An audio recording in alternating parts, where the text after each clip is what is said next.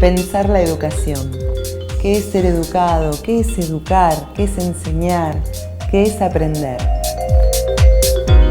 A ver, si existiría una credencial de persona educada, los invito a pensar qué características, qué requisitos tendría esta credencial.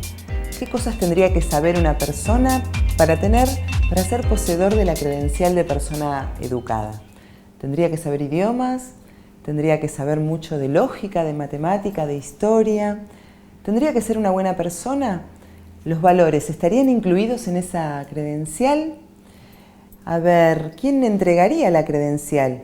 ¿Cuál sería la institución que acredite que verdaderamente esta persona es una persona educada? Creo que aparecen muchos interrogantes, creo que son infinitos. ¿Cuánta gente muy instruida conocemos que sin embargo no es educada? ¿Cuánta gente extremadamente culta pero que no ha transitado por instituciones educativas?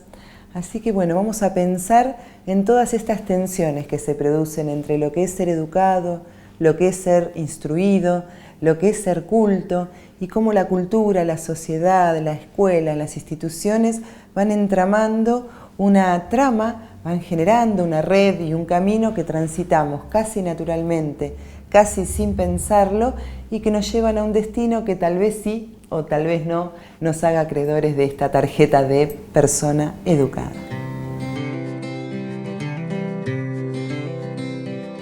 Depende, ¿de qué depende? Yo opino que la escuela, a mí no me gusta la escuela, pero me gusta la parte de estar con amigos y el recreo. Yo opino que la escuela muchas veces es tediosa, como creen muchas personas, pero también creo que es muy buena, que nos enseña y que gracias a la escuela podemos aprender. Hay materias que están como para nada en realidad, porque capaz que no las vayas a usar, como fisicoquímica o historia, que por ahí lo tenés como un interés, pero no como algo que te sirva. Un lugar en el cual puedo pasar tiempo con mis amigos, aprender muchas cosas y compartir muchas experiencias. También donde te puedes relacionar tanto con otros alumnos, también como profesores, y además de que abre opciones a trabajo. De según cómo se mire, todo depende. Educar es un proceso complejo. Complejo en el sentido de que tiene muchas variables puestas en juego.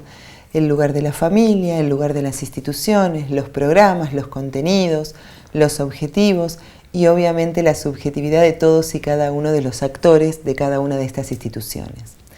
A ver, ¿qué digo cuando digo subjetividad? Esta manera personal, individual, propia, particular, singular, de interpretar la realidad, de procesarla y de actuar en ella. Esta subjetividad es lo que nos hace uno en un montón, es la que nos hace diferentes, es la que nos hace de alguna manera pertenecer, pero no ser homogéneo, no ser una masa con el otro. Todo lo que nos rodea influye tremendamente en nuestro aprendizaje. Los espacios, los tiempos, las actitudes de nuestras familias, las emociones, los gustos, las creencias. Todo es parte de ese ambiente con el que nos construimos a nosotros mismos. Lo que es difícil es ayudar a producir el normal desarrollo de una persona. Si yo quiero hacer eso, lo primero que tengo que conocer es al ser humano intrínseco. ¿Qué potencialidades trae?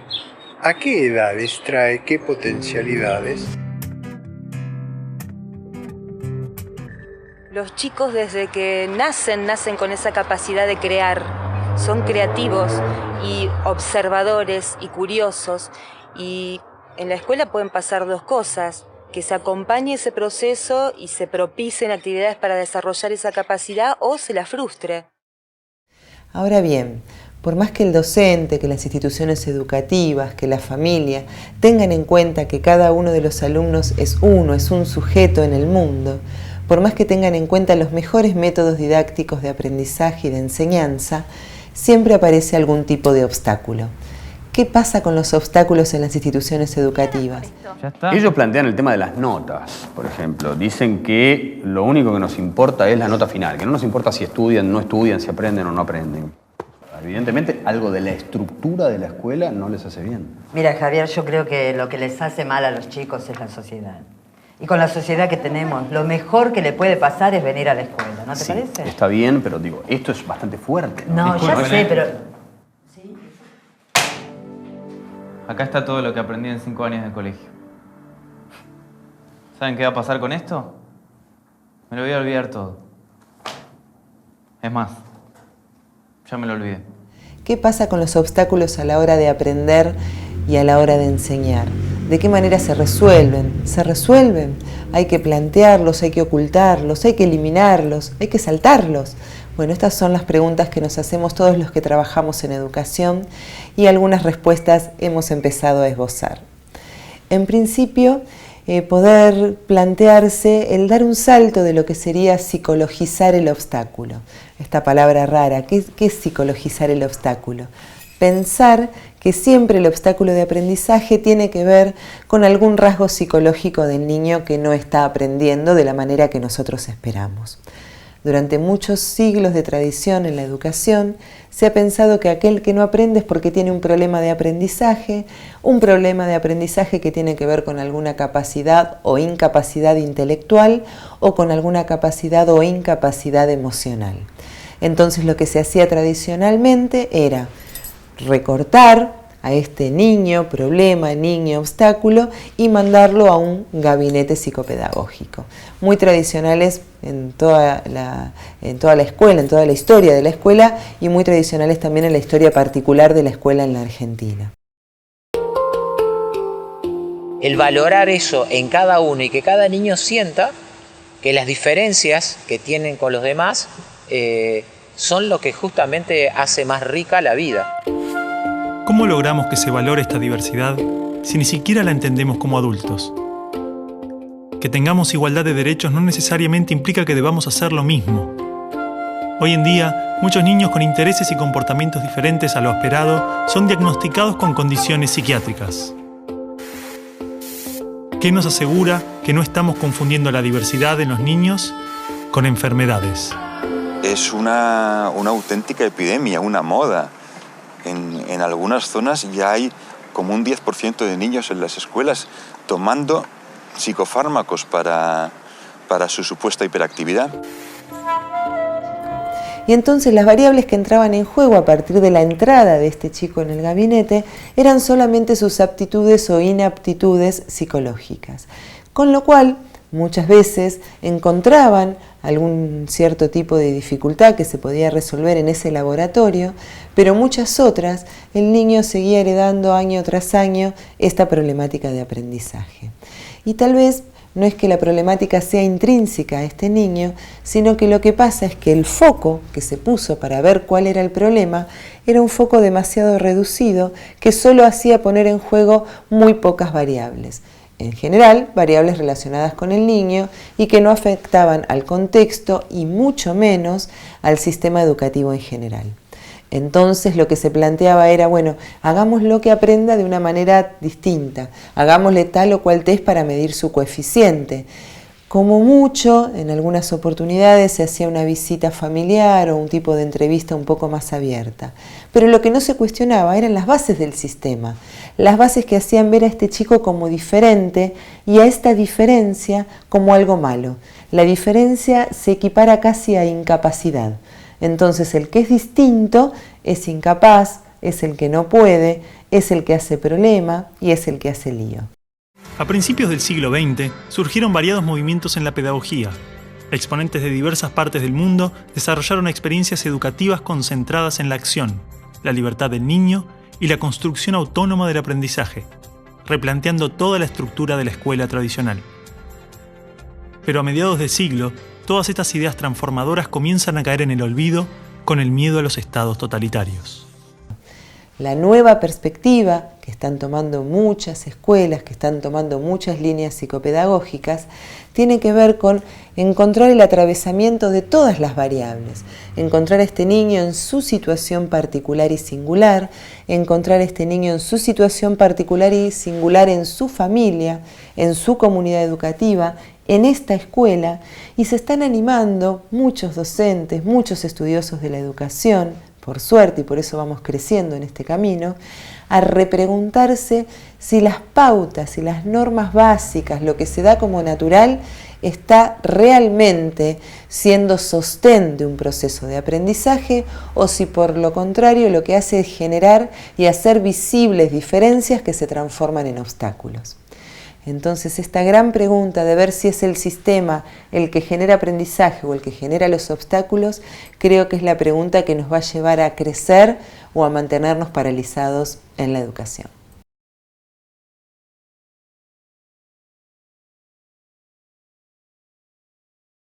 ¡Pero qué bruto! Todos creían que la Tierra era plana. Redonda como una pelota. Ayudar en sus propósitos. Pero era bruto este Colón.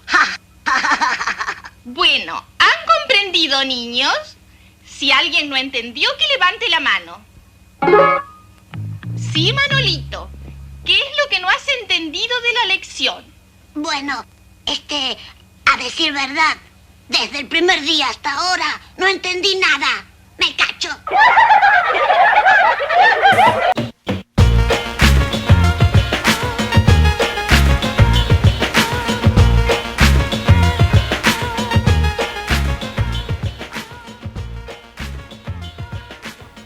Sabemos que cuando hablamos de obstáculos en el proceso de aprendizaje, no estamos hablando solamente de las variables que afectan al sujeto que aprende, al niño en este caso, sino que la idea es abrir la perspectiva y poder pensar su grupo familiar, poder pensar la comunidad educativa y poder pensar básicamente, que es lo novedoso en pedagogía y en educación, cómo el sistema educativo es el generador de ciertos obstáculos. Estos ciertos obstáculos generados por el sistema educativo son aquellos que tienen que ver con normas, con ritos, con cuestiones invisibles en las escuelas, pero que están tan naturalizadas que hace que no se puedan ver y que de repente no se puedan plantear. ¿Cuáles serían algunos de estos obstáculos? Por ejemplo, el no pensar los conocimientos que traen los sujetos. La mente del niño tiene cualidades de aprendizaje cualitativamente superiores a las de un adulto, porque está naturalmente desarrollado para percibir lo que se le presenta, y con ello crea su mente, se construye a sí mismo. En pocos años aprende a controlar su cuerpo, puede comunicarse en varios idiomas, comprende las reglas de la naturaleza y las características de su cultura. Todo este complejo y maravilloso proceso se da de manera inconsciente. Lo aprende sin demasiado esfuerzo, por cuenta propia.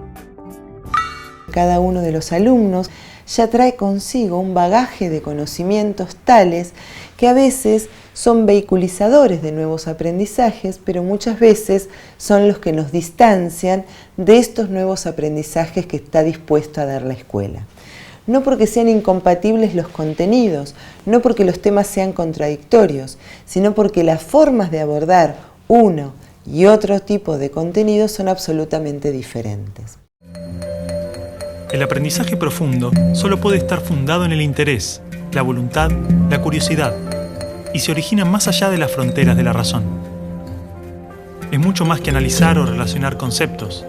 Aprender implica un profundo proceso, donde se crean relaciones entre la persona y su entorno. Porque es que hay un principio también que maneja la neurociencia. Lo que más le gusta al cerebro humano es conocer, pero cuando conoce con dicha, goza y placer, que es el aspecto de la lúdica. Veamos el caso de las redes sociales, de la computadora, de cómo los chicos desde muy chiquitos ya aparecen con ciertos aprendizajes que parecería que vinieran en el ADN. Pensemos cómo un niño de 2 años está absolutamente familiarizado con los recursos tecnológicos. Le acercamos un celular y lo puede atender, puede entender que existen los mensajes de texto, puede entender el sistema de cable en la televisión. Cuando digo entender no estoy diciendo que nos puede describir cómo funciona una antena satelital, pero sí que para él es natural, forma parte de su contexto y de su cotidianeidad toda esta irrupción de recursos tecnológicos.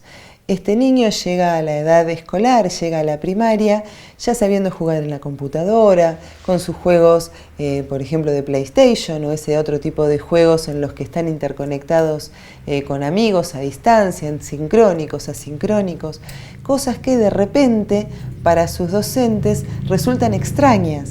Y entonces, en la medida que quieren incorporar nuevos conocimientos desde otras lógicas, desde un saber que está pautado en forma diferente, desde un saber que fue incorporado a partir de la lógica del texto. La lógica del texto es aquella lógica que tiene un sujeto, que tiene un predicado, en la cual la idea principal se desarrolla al principio del párrafo y después hay un desarrollo de esa idea, donde la atención está puesta siempre en el texto y es una atención mucho más permanente y más prolongada. Estos chicos que vienen de la multimedia, que su vida cotidiana, sus juegos tienen que ver con el espacio virtual, con la irrupción de la imagen, con la cosa instantánea, es mucho más difícil para ellos concentrarse en un texto, entender cómo una letra sigue a la otra y a la otra y a la otra y ver y leer un párrafo de 10 líneas, por ejemplo, porque están acostumbrados al tweet, al face, a otras cosas, a otras formas de comunicarse, con otros códigos e inclusive con letras y palabras nuevas que son generados por estos mismos multimedia. ¿Qué podemos hacer ante esto? Armar una marcha en contra del avance de la virtualidad y decir no existe el verbo chatear, o podemos entender qué es lo que está pasando y encontrar un código común y un espacio común de aprendizaje. Y de repente incentivar la lectoescritura, pero teniendo en cuenta cuáles son los intereses y cuáles son los tipos de saberes que traen nuestros alumnos. Y a partir de ahí, y conociendo además qué tipos de inteligencia son las que tienen más o menos desarrollada cada uno de los chicos que forman parte de nuestro grupo de aprendizaje, encontrar las estrategias más apropiadas para el grupo y para cada uno de los chicos que forman parte de él. Las monocotiledóneas tienen hojas no pecioladas y sus pétalos y estambres están dispuestos en grupos de 3. Las monocotiledóneas...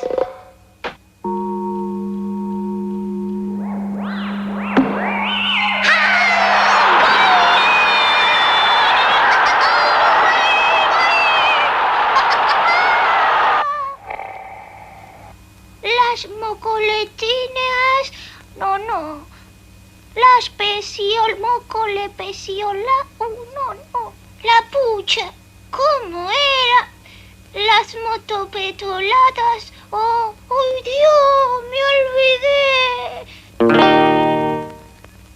Sabemos que existe la inteligencia racional, la emocional, la lingüística, la musical, la espacial.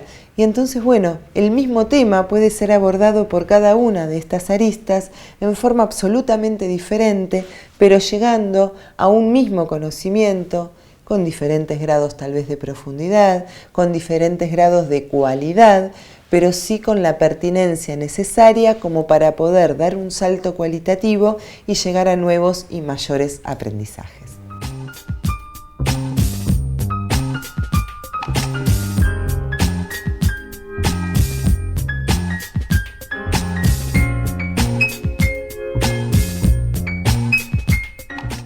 Podés ser abogado, podés ser contador, podés ser administrador, podés ser marticero. Ahora en tu ciudad podés estudiar la carrera universitaria que querés. La Universidad Siglo XXI te permite estudiar combinando lo mejor de asistir a clases con lo mejor de estudiar a distancia. Una modalidad pensada para que puedas recibirte en tu ciudad. Informate en www.21.edu.ar.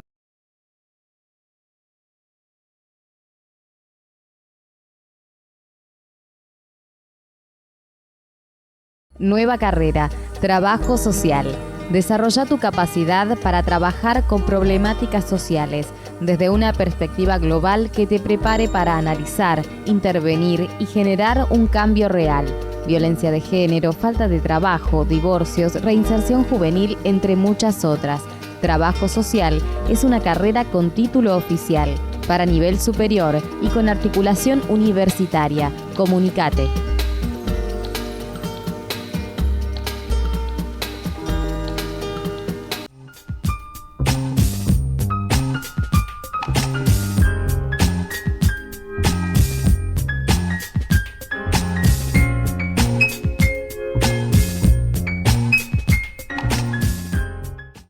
Las dificultades en el proceso de enseñanza y aprendizaje no siempre están puestas de un lado, no siempre están puestas del lado de los alumnos.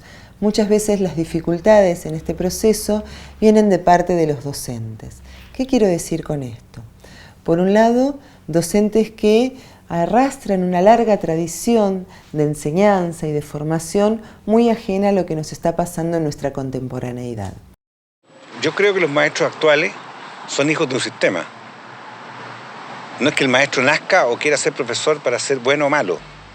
Es lo que el Estado le permite. ¡Basta! ¡Se quedan sin recreo! Ah, no. No me venga con que tiene problemas en su casa. ¿Cómo hago para educar la emoción de estos niños si en mi terciario de formación docente no me hablaron nunca una palabra de las emociones? Si siguen hablando, los voy a separar, ¿eh? Pero estos mismos docentes muchas veces también son docentes que se capacitan, que se actualizan, que están muy interesados por cómo les está yendo a sus alumnos y cómo mejorar día a día su gestión educativa. Sin embargo, el obstáculo aparece igual. ¿Qué es lo que pasa? ¿Cuál es el planteo? ¿Desde qué otro lugar se puede pensar esta gestión y esta función docente? Creo que la idea de desmitificar al docente como segunda mamá, la idea de profesionalizar el rol, la idea de un docente que pueda tener horario completo en una institución, hace que este docente pueda aferrarse mucho más a su proyecto educativo, pueda tener tiempo para pensarlo en su casa, para elaborar estrategias, para corregir trabajos, cosa que, aunque cuente con toda la voluntad del mundo, no lo puede hacer un docente que tiene 30 horas para poder lograr un salario digno, que tiene que estar viajando de una escuela a la otra, que tiene que estar sujeto a paros de transporte o a remuneraciones injustas. Entonces, ¿cómo pensar este nuevo rol docente, profesional? Poder pensarlo desde este lugar de que la docencia y la enseñanza tal vez tenga en sus manos el futuro de nuestro país, el futuro de una comunidad, el futuro de una organización. Sabemos que si podemos pensar y podemos hacer pensar a los otros y podemos entrar en un círculo en el que podamos reflexionar, crear nuevas ideas, repensar situaciones, desnaturalizar otras, crear oportunidades, cualquiera de las situaciones de obstáculo o cualquiera de las situaciones que vengan en contra del avance del proceso de enseñanza y aprendizaje pueden ser resueltas porque está la urdimbre de significantes que lo sostienen. Mientras que, si el docente está alienado por su trabajo, tiene 30 horas de trabajo diarias encima, no es reconocido, no tiene estabilidad laboral, todas estas cuestiones, aunque sean ajenas a su voluntad, inundan su espacio de reflexión, inundan su espacio de elaboración de trabajos, de estrategias para sus alumnos y quedamos en una cuestión que se disfraza de espontánea cuando en realidad es salir al paso con lo que tenemos. ¿Cómo puede un docente transmitir felicidad y realización personal si el sistema mismo lo considera un número? Lo que la escuela hace con los niños, también lo hace con los maestros, a través de sus premios y castigos, puntuaciones, limitaciones, su burocracia. Ahora, cuando nosotros decíamos que los chicos crezcan en libertad, también los docentes debían estar en libertad, ¿no? El docente tiene un rol que tiene que recuperar. No porque el Estado se lo concede, sino porque él lo toma. Entonces las instituciones deben y debemos ayudarlas desde nuestro lugar de actores de cada una de las instituciones, pensar estrategias para dar un marco de mayor estabilidad y confianza al profesional docente y los padres y las autoridades de las escuelas poder establecer vínculos que sean de cooperación y de colaboración para que la educación de nuestros hijos, para que la educación de nuestros alumnos no esté atada a las vicisitudes por las cuales atraviesan estos docentes, sino que tengan una red de contención en la que si el docente hoy le pasó algo lo pueda comunicar al papá y el papá lo pueda comunicar al docente sin que esto implique deslindar responsabilidades. A ver, que un docente pueda contar lo que pasó en el aula con su hijo no quiere decir de esto no me hago cargo, sino papá, te estoy comunicando esto para que juntos lo podamos resolver y el papá lo mismo. docente, maestro, te estoy comunicando para que juntos podamos elaborar una estrategia que sea coherente. La comunicación entre la institución, los padres, las autoridades y la comunidad es fundamental para legitimizar el rol de la educación, para legitimar el rol docente y para que nuestros chicos y nuestros adolescentes realmente puedan crear un proyecto de futuro y no quedarse en la repetición permanente. Para esto tenemos que pensar muchas cosas nuevamente.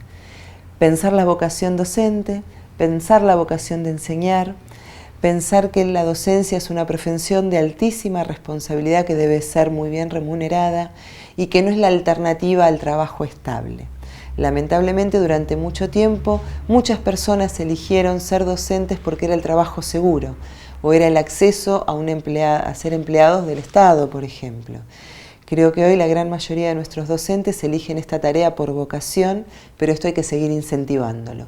Una manera de incentivarla es la remuneración, son las condiciones dignas de trabajo, son espacios saludables, es el cuidado del rol, de la institución, de las relaciones y de la salud de nuestros docentes. Derechos y garantías de los docentes y derechos y garantías de los alumnos. Derechos y garantías de los docentes y de los alumnos que están en manos de quienes están a cargo de las instituciones y de las organizaciones educativas. No basta con mirar y no basta con controlar, no basta con denunciar, basta con hacer y hacer con el otro en forma colaborativa y en forma participativa.